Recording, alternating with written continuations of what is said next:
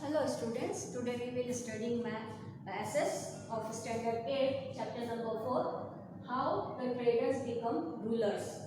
Last lecture में हम लोगों ने वेलेस्ली की सब्सिडरी अलायंस रीड की स्टडी की कि कैसे वो सब्सिडरी अलायंस के थ्रू उन्होंने ब्रिटिशर्स ने अपना रूल एक्सपांड किया.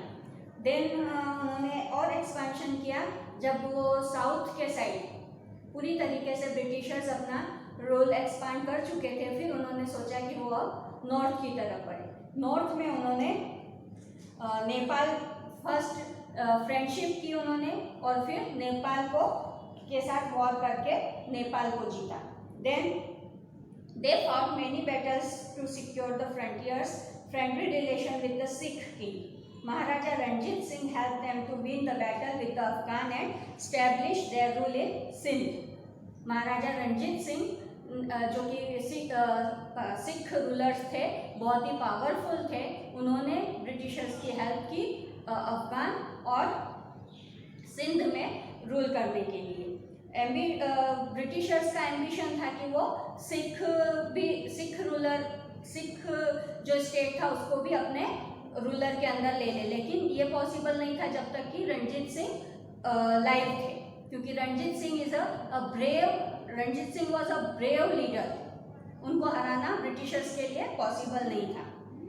The British had an ambition to capture the Sikh kingdom which was a very powerful kingdom, but they could not do so as long as Maharaja Ranjit Singh was alive. So they kept friendly relation with Maharaja Ranjit Singh. Ranjit Singh was a strong ruler of that time. He had set up a strong army with the help of European officers for protection of his state. He had admitted victories over many nearby states. After his death, Punjab suffered anarchy.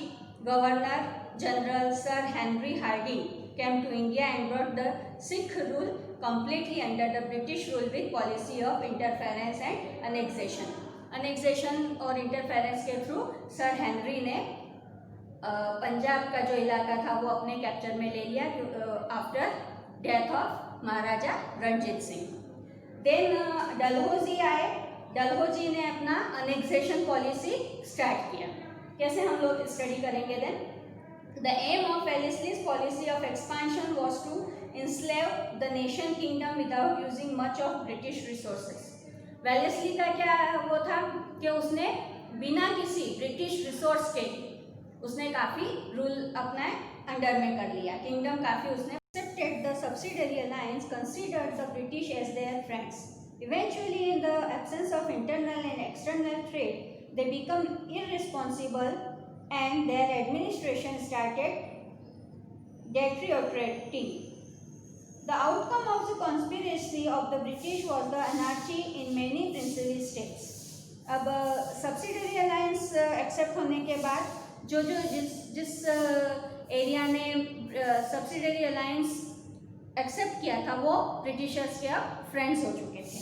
Then उसके बाद डलहौजी आए. और डलहौजी ने क्या किया कि उन्होंने internal और एक्सटर्नल अफेयर्स में जितने भी रूलिंग एरियाज थे उनके एक्सटर्नल एंड इंटरनल में इंटरफेयर करना स्टार्ट कर दिया, जिसके थ्रू उनके प्रिंसली स्टेट्स में एनर्जी बढ़ गया. एनर्जी बढ़ने से वो क्या हुआ कि इंडियन जो रूलर थे जितने भी वो उनके ट्रैप में फंस गए. The British got an excuse to start interfering into the internal affairs of these states on the pretext of putting an end to the anarchy. They annexed many states under the same excuse. तो उन्होंने बहुत सारे इसी type से सारे princely states में जो था वो एनर्जी बढ़ाकर उन्होंने अपने अंडर में कर लिए बहुत सारे स्टेट्स. और जो भी किंग थे जो विदाउट सन, अपना सन नहीं होने के बाद डेथ हो जाती थी उसके पहले, तो उनको वो अपने स्टेट में ब्रिटिश स्टेट में शामिल कर लेते थे. उस टाइप के स्टेट कौन से थे? सतारा, झांसी, नागपुर एक्सेट्रा. देन उसके बाद डलहौजी ने बहुत सारे रिफॉर्म्स किए. इट मीन्स उन्होंने इंग्लिश एजुकेशन स्टार्ट की, फर्स्ट रेलवे लाइन स्टार्ट की, पोस्टल सिस्टम स्टार्ट किया. वायरलेस पोस्टल सिस्टम इंडिया में स्टार्ट किया और वायरलेस सिस्टम इंडिया और इंग्लैंड के बीच में स्टार्ट किया. देन चाइल्ड मैरिजेस को बैन किया उन्होंने और विडो रीमैरिजेस को अलाउ किया। फर्स्ट 3 यूनिवर्सिटीज बनाई जो मुंबई, चेन्नई और कोलकाता में इस्टेब्लिश की, वो 1857 में इस्टेब्लिश की।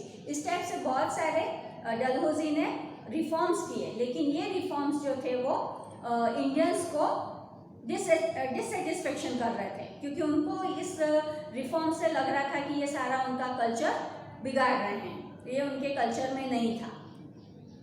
Then we read, after the policy of subsidiary alliance, Dalhousie's policy of annexation shook the whole nation tribal.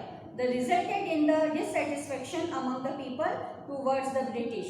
You must have seen the film Kranti and Mangal Pandey. If you have not seen, then try and see these movies. At the time, the people were suppressed under the dictatorial regime of the British. In addition to that, the reform made by Dalhousie added fuel to fire. Different people reacted differently to railway facilities of post and telegraph, Western education. Orthodox people felt that the British wanted to destroy their culture.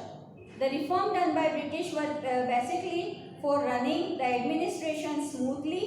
The dissatisfaction of people had reached the point of saturation, and they were in the state of rebellion, which resulted in the freedom movement in 1857. इसका result क्या हुआ कि 1857 में बहुत से rulers movement के लिए, freedom fighting के लिए रेडी हुए। Thank you.